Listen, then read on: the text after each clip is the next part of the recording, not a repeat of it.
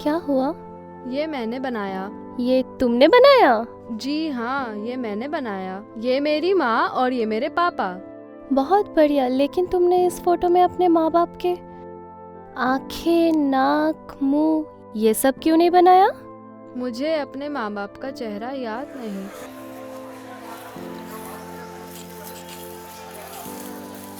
बेटा ध्यान से चलो। ओ, चोट लग जी सकती थी। पापा। चोट लग सकती थी। बैठो। पापा, मुझे आपसे कुछ पूछना है। कहो, क्या बात है? झिझक क्यों रही हो? वो दरअसल मुझे कहना था कि thank you for being you. Thank you किस लिए? हाँ, थैंक यू बोलने के लिए हिचक रही हो क्यों? अचानक नहीं पापा, कई दिनों से महसूस कर रही हूँ। माँ के गुजर जाने के बाद आपने अकेले ही मेरी परवरिश की। माता और पिता का प्यार दोनों ही आपने दिया। कितना अच्छा ध्यान रखा मेरा। और बस बेटा, तुम मेरी गुड़िया हो, जान हो मेरी। मैं तुम्हारा ख्याल नहीं रखूंगा, ध्यान नहीं रखूंगा तो और किसका रखूंगा? हाँ, तुम्हारी सिवा मेरा है ही कौन? आपने दूसरी शादी तक नहीं की ताकि मुझे तकलीफ ना हो, पर जरूरत ही महसूस नहीं हुई थी। तुम जो थी मेरे पास, मैं और तुम्हारी माँ सदा से एक नन्ही सी गुड़िया चाहते थे। हमारे इस छोटी सी परिवार में उसके हम लोग सपने देखते थे। तुमको एक अच्छा इंसान बनाने के लिए सपने देखते थे, पर हर चीज अपने बस में नहीं होती। तुम्हारी माँ चली गई, इसकी कमी तो मरते दम तक खा लेगी। लेकिन जीवन कर्तव्य निभाने का नाम है। जानती हूँ पापा, भगवान ने हमें किसी उद्देश्य से ही मनुष्य बनाया है। शाबाश बेटा, मुझे तुम पर फख्र है। मैं बहुत खुश हूँ जो तुम संस्कृत लेकर पढ़ रही हो, साथ में समाज सेवा से भी जुड़ गई हो। कुछ लोग जीवन को मौज मस्ती का पर्याय समझते हैं और भटक जाते हैं। इनके पास भौतिक सुख सुविधाएं तो काफी होती हैं, परंतु शांति को तरसते हैं। भारतीय संस्कृति में दान, सेवा, त्याग, धैर्य आदि की बात कही गई है, क्योंकि जीवन में आनंद लेने से नहीं मिलता बल्कि देने से मिलता है। बिल्कुल प्रकृति की तरह ना पापा। निस्वार्थ होकर भी प्रकृति हमें अमूल्य वस्तुएं देती है, बदले में कुछ नहीं मांगती। मेरी बेटी सच में बहुत बड़ी हो गई है। लेकिन बेटा, एक बात हमेशा याद रखना, सपने, समय, परिश्रम, लक्ष्य प्राप्ति के बीच सदा तारतम्य बना रहना चाहिए। अगर फोकस शिफ्ट हो गया या समय चला गया तो लाख परिश्रम करके भी तुम अपने लक्ष्य तक नहीं पहुंच पाओगी। मैं अपने लक्ष्य तक जरूर पहुंचूंगी पापा। आपका आशीर्वाद और मार्गदर्शन जो मेरे साथ है। कभी अगर गिर पड़ूं तो आप संभल लीजिएगा। बड़ों का साथ हो तो बच्चों को कैसी चिंता। मैंने बस ईमानदारी से अपनी जिम्मेदारी पूरी की है, पूरी करने की भी कोशिश की है। माँ की कमी तो भगवान भी पूरी नहीं कर सकता। कभी भी हौसला ना हारना। जब तक तुम हार नहीं मानोगी तब तक तुम्हें कोई नहीं हरा सकता।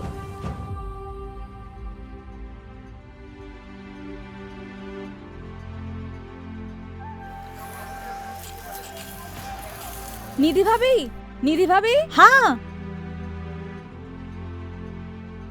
अंदर जाकर किसी को भेजिए ना, ये सब अंदर ले जाना है। अच्छा अच्छा अच्छा अच्छा, मैं ले लेती हूँ। रुकिए रुकिए भाभी। स्वाति, स्वाति। मैं आ गई हूँ लिपिका। ओ, झुको मत, तुम्हारे कमर में चोट है ना? आपको सब याद रहते हैं लिपिका। भाभी, ये स्वाति है, हमारे एनजीओ में नई ज्वाइनी है। बहुत ही होनहार है ये, बच्चों को पढ़ाने में श्रुति की मदद करती है। अच्छा, और स्वाति, ये निधि भाभी है। नमस्ते, आपसे मिलकर बहुत खुशी हुई। पौधे सब आ गई हैं स्वाति? जी, हमने सब रखवा दिए हैं। आप दोनों अंदर जाइए और तब तक हम सामान के पास हैं। ठीक है, चलिए भाभी। चलो, बाय।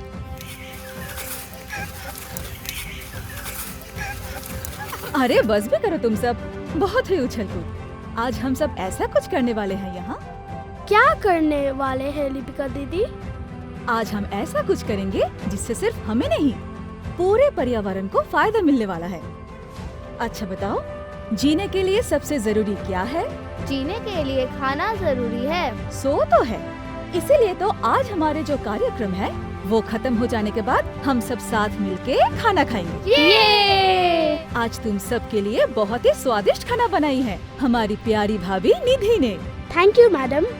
शांत हो जाओ सब और लिपिका दी का सवाल का जवाब दो। जीने के लिए क्या जरूरी है? इसका जवाब बहुत ही इजी है, पिछले हफ्ते सिखाए थे ना। सांस लेना। जीने के लिए सांस लेना जरूरी है। शाबाश। अच्छा बताओ, हवा में ऐसा कौन सा तत्व है जो हमें सांस लेने में मदद करता है? ऑक्सीजन, है ना श्रुति दीदी?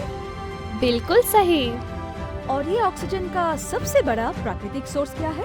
पेड़ पौधे। बिल्कुल सही। तभी तो आज हम सब यहाँ पौधे लगाएंगे और तुम सब की जिम्मेदारी होगी सारे पौधों को देखभाल करना, इसमें पानी डालना और पौधों को नष्ट होने से बचाना।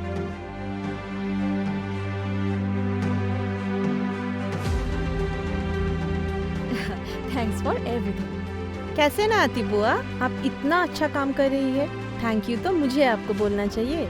दरअसल थैंक यू तो मुझे बोलना चाहिए अनुष्का मैम को, इतने अच्छे एक इवेंट में जो लेकर आई हमें। हाँ, तुम मेरा पीछा कहाँ छोड़ती हो। वैसे ऑन ए सीरियस नोट, तुम मेरे हर काम में मेरा साथ देती, चाहे वो रिसर्च हो या फिर कोई सोशल वर्क। सहयोद्धा हो मेरी। मुझे आपसे बहुत प्रेरणा मिलती है मैम। मुझे आप जैसा बनना है। जब इस देश की युवा पीढ़ी अपना अच्छा करियर बनाने के लिए अपना ही देश छोड़कर विदेश जाकर बसते हैं, तभी आपने विदेश का ऐशो आराम छोड़कर यहाँ आके संस्कृत जैसे एक देश भाषा को और गहराई से समझने के लिए गहन सोच में जुट गई, जिसको मॉडर्न दुनिया डेड लैंग्वेज कहती है। दुनिया चाहे जो भी कहे, पर सच यही है कि संस्कृत भाषा दुनिया की समस्त परीक्षित भाषाओं में से प्राचीनतम है। हमारी समस्त शास्त्र इसी भाषा में निबद्ध है, सारे के सारे मंत्र भी इसी भाषा में है। हमें इसे और गहराई से समझना है और ये पता करना है कि ये व्यवहारिक बोलचाल की भाषा क्यों नहीं हो पा रही है।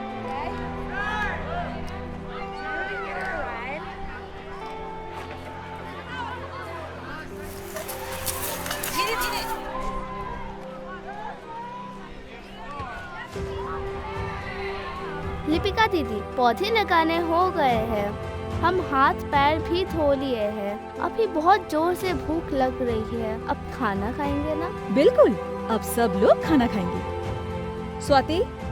स्वाति, बच्चों को खाना खिला दो। और हाँ, तुम दोनों भी खा लो। और बच्चों को याद दिला देना, कचरे कूड़ेदान में ही फेंके। बिल्कुल, हम ध्यान रखेंगे। चलो, मैं भी तुम दोनों की मदद करती हूँ। ओके, चलो आओ। बुआ, आपको इस एनजीओ को लेकर आपका अगला प्लान क्या है? हाँ, वैसे इन सब बच्चों के देख रेख तो हमारा प्राइमरी काम है। इसको आगे ले जाने के लिए हमें स्पॉन्सर्स भी मिल रहे हैं। लेकिन हमारे जो नए वेंचर हैं, ऑर्गेनिक फार्मिंग, उसमें मैं ध्यान ज्यादा दे रही हूं। अच्छा। बच्चों को तो श्रुति अच्छे से संभाल रही है और वो नए लोग भी हमसे जुड़े हैं। एक तो ये स्वाति है, नई है लेकिन बहुत अच्छा काम कर रही है। ये बहुत अच्छा है। लोग धीरे धीरे ऑर्गेनिक फार्मिंग की तरफ झुक रहे हैं। ये सोचकर ही इतना सुकून मिलता है। लोगों को धीरे धीरे समझ में आ रहा है कि रासायनिक खाद हमें कितना नुकसान पहुंचाता है। If you want a sustainable life, you have to go back to your roots. जैसे तुमने किया, you came back to your. Madam, एक सवाल मेरे मन में हमेशा आता है। आपने विदेश की यूनिवर्सिटी से पीएचडी किया, वहाँ किसी अच्छे यूनिवर्सिटी में पढ़ा सकती थी, लेकिन अब यहाँ आके पढ़ा रही है। आपको अप्रीहेंशंस नहीं हुई? डर नहीं लगा कि इस देश में आपको सही इंफ्रास्ट्रक्चर नहीं मिलेगा? यही तो वजह है यहाँ वापस आने का। जिस देश में मैं जिस तरह से संस्कृत भाषा को लेकर काम करना चाहती हूँ, मुझे लगा कि उसके लिए भारत देश ही सही जगह है। क्योंकि जिस देश में संस्कृत भाषा की उत्पत्ति हुई है उसी देश में इस भाषा का व्यवहार बिल्कुल ना के बराबर है। और वैसे भी अपनी जड़ के पास वापस आना शुरू में डरावना लग सकता है, पर अपने जड़ के पास वापस आने का मतलब है अपनी सबसे सुरक्षित जगह पे लौटना।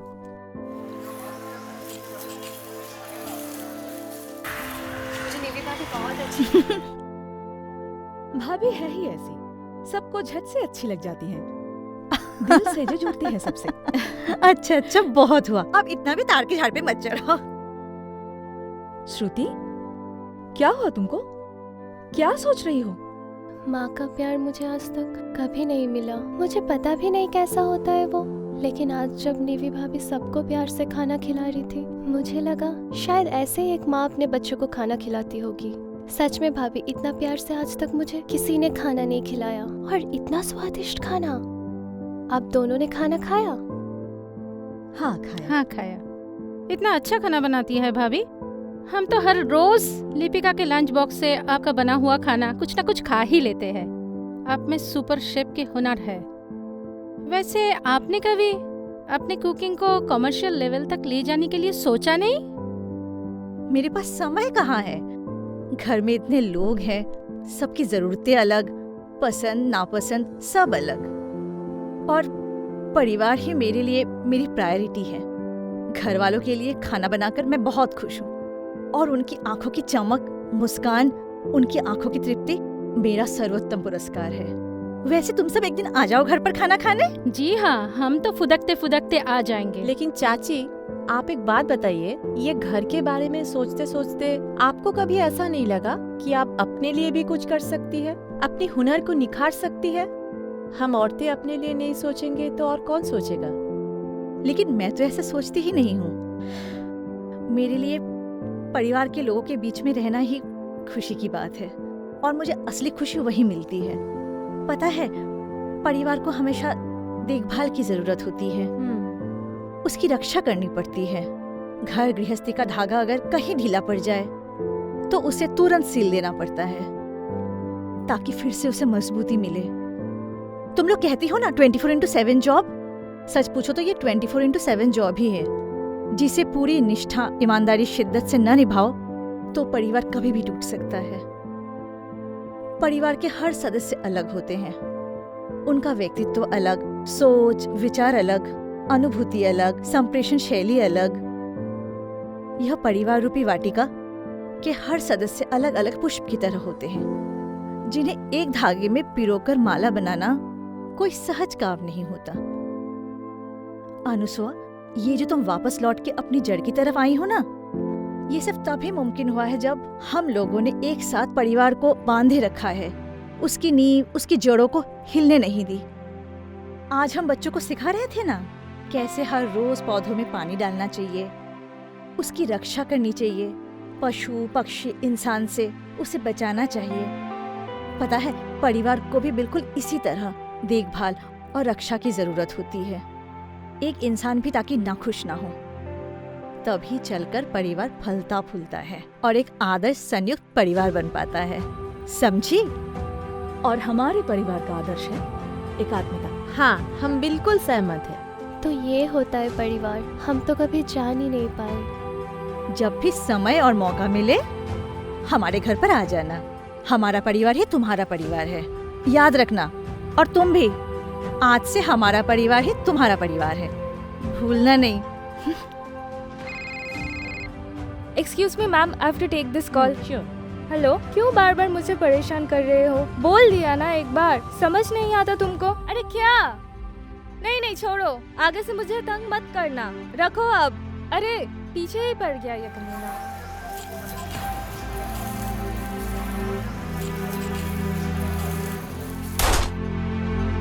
क्या हुआ? देखो प्रत्याशा को क्या हुआ? प्रत्याशा क्या हुआ? क्या हुआ प्रत्याशा? प्रत्याशा क्या हुआ? तुम लोग सब आ जाओ। प्रत्याशा क्या हुआ? प्रत्याशा मेरी बेटी, क्या हुआ? प्रत्याशा क्या हुआ?